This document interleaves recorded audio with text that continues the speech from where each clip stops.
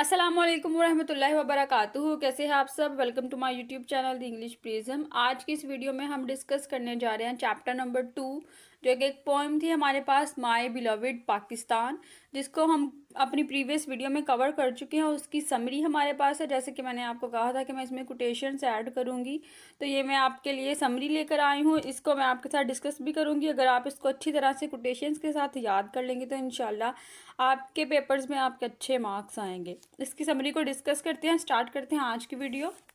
The poem shows strong love. ये जो poem है, ये जो नज़्म है, मेरा प्यारा पाकिस्तान, माय बिलव्ड पाकिस्तान, ये इसमें हमें नज़र आता है पाकिस्तान के साथ एक मजबूत जो बॉन्ड है वो नज़र आता है।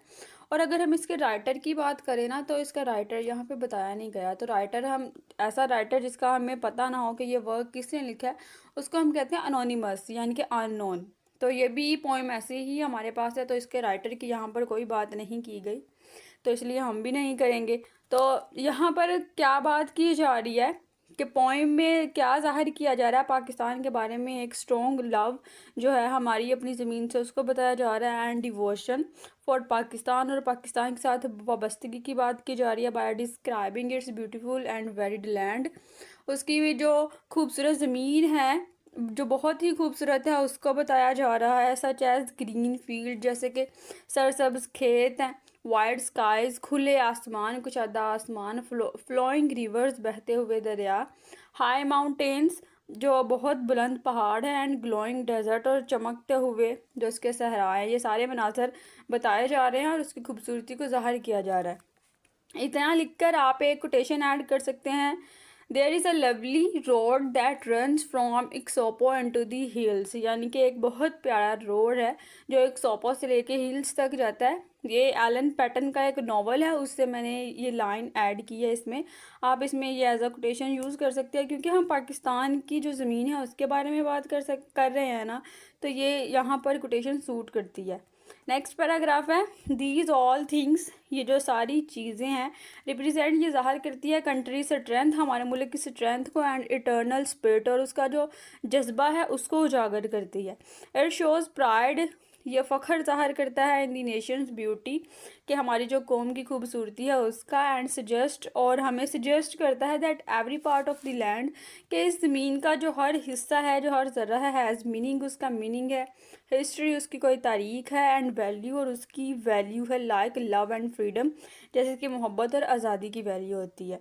द पोइम ऑल्सो हाईलाइट्स, इस पोइम में और क्या हाईलाइट किया जा रहा है, यूनिटी, यकजहती को, या कैसे हम मुत्तहिद हो सकते हैं उसको डिस्कस किया गया है through the green and white flag, जो सब्ज़ और सफ़ेद झंडा है उसके ज़रिए, a symbol of hope and strength. अब ये जो हमारा झंडा है, ये किसका सिंबल है, उम्मीद का और स्ट्रेंथ का, एंड ऑनर दीज, और जिन्होंने हमारे मुल्क के लिए खिदमात दी हैं उनको ऑनर हम पेश कर रहे हैं।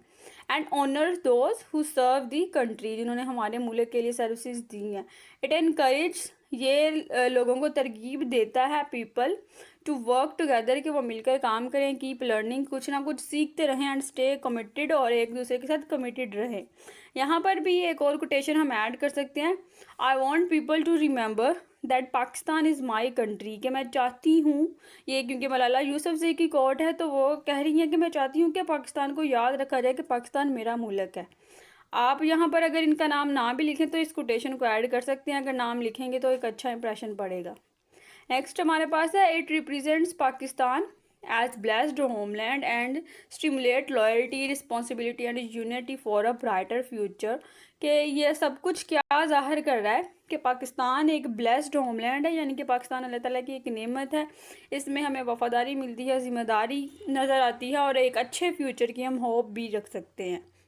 यहाँ पर फिर एक और कोटेशन है, Pakistan is where I am from, कि पाकिस्तान वो है मैं जहाँ से बिलोंग करता हूँ, मैं जहाँ से हूँ।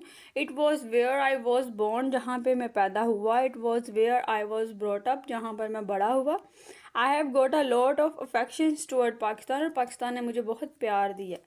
इस कोटेशन के जो राइटर हैं वो अवैस शाह हैं। नेक्स्ट पैराग्राफ है, इट रिमाइंड सिटीजन, ये शहरियों को क्या याद दिलाता है, that peace and concord, concord हम कहते हैं किसी भी ट्रीटी को जो माहदे होते हैं, एग्रीमेंट्स, उनको हम कहते हैं concord, are important for progress and growth, के जो अमन है और जो माहदे हैं वो पाकिस्तान की तरक्की के लिए बहुत ज़्यादा अहम है, बहुत ज़्यादा इम्पोर्टेंट है। The poem inspires commitment to protect and uplift the nation, के इस पोएम में क्या बताया जा रहा है कि ये जो एग्रीमेंट्स हम करते हैं ये हमारी कौम को और ज़्यादा ऊपर लेकर जाते हैं, उजागर करते हैं। Overall it reflects a deep emotional bond between the people and their homeland. और अगर हम ओवरऑल इसकी बात करें तो इस पूरी पोएम में हमें नज़र आएगा कि एक डीप इमोशनल बॉन्ड शेयर किया गया है पाकिस्तान के लोगों का और इसकी सरजमीन का।